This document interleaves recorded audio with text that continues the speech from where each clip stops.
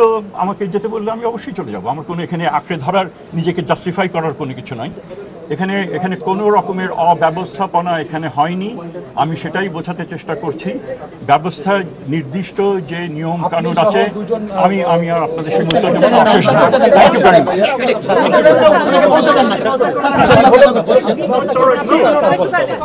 এটা কোনো কথা হলো না তো। আপনি তো আমাকে জেরা করতে পারেন না, তাহলে মামলা করেন, কোর্টে যান। নরমাল সৌজন্যতা যদি না রাখেন তাহলে কিন্তু আমাদের পক্ষে কাজ হবে না। আমি তো সেটাই বলেছি যে সেক্রেটারি রিজাইন করেছেন, যারা রিজাইন করেছেন মানে কি ওনাকে অব্যাহতি যেটা দেওয়া হয়েছে সেটা উচ্চতর একটা কমিটির সিদ্ধান্ত, এবং আমি সারাদিনের সেই সিদ্ধান্তের সঙ্গে আমি যুক্ত ছিলাম না। কেন দেওয়া হয়েছে সেটার উত্তর আমি দিতে পারবো। দ্বিতীয়ত হচ্ছে, আমার চাওয়া হয়েছে, আমি নিজের থেকে করার কোনো অভিপ্রায় নেই, কারণ আমি এখানে আমার কাজের কোনো এখানে ব্যত্যয় হয়েছে বলে আমি মনে করি না। আপনাদেরকে আমি ঘটনা পরম্পরায় আপনাদেরকে জানালাম, আপনারা সেটা বিবেচনা করবেন, সেটা ঠিক কি ঠিক আমার মনে হয় না। আর যদি আমার তো নিয়োগকর্তাও রয়েছে, তারাও যদি এখানে মনে করেন যে এখানে ব্যত্যয় ঘটেছিল, তো আমাকে যেতে বললে আমি অবশ্যই চলে যাব। আমার কোনো এখানে আঁকড়ে ধরার, নিজেকে জাস্টিফাই করার কোনো কিছু নাই। তবে আপনি প্লিজ আর আমাকে করবেন।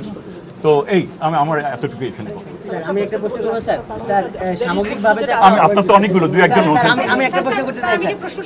সামগ্রিকভাবে তো মানে শিক্ষার্থী, অভিভাবক সবার মধ্যে অব্যবস্থাপনা বা সবাই একটু ভোগান্তির মধ্যে পড়েছে, সেই জায়গায় কি আপনারা একটু রিগ্রেট করবেন বা কিছু বলবেন? না, এখানে ভোগান্তির মধ্যে আমার এই যে ব্যাখ্যা যেটা দিলাম, তারপরেও যদি আমার ধারণা তারা এই ব্যাখ্যা দেওয়ার তারা যদি ভেবে থাকেন তারা ভোগান্তির মধ্যে পড়েছিলেন, তাদের সেই ধারণাটা পাল্টাবে বলে আমি মনে করি। আবার বাস্তবে অনেক শিক্ষার্থী রয়েছেন এবং তাদের পিতামাতা রয়েছেন, তারা অসন্তুষ্টও হয়েছেন যে এটা কেন সময় মতো হলো না, এই বাস্তবতাও কিন্তু রয়েছে। তো কাজে সেটাও একটু বিবেচনার মধ্যে নিতে হবে। এই ধরনের সিদ্ধান্ত হুট করে নেওয়া এটা মোটেই সঠিক না। যেরকম প্ল্যান করতে হয়, রোল ব্যাক করতে হলেও সময় লাগে, এবং যথাযথভাবে হয়েছে। বা এটা যদি আগে নেওয়া যেত ভালো হতো, কিন্তু আগে নেওয়া সেটা সম্ভব হয়নি সঙ্গত কারণ। এটা নিয়ে এই বিষয় নিয়ে অন্য কোনো প্রশ্ন থাকবে? মাইলস্টোন কলেজের শিক্ষার্থী যারা মারা গেছিল বা আহত হয়েছে, গার্ডিয়ান মিনিস্ট্রি হচ্ছে আপনাদের, এটা শিক্ষা মন্ত্রণালয়।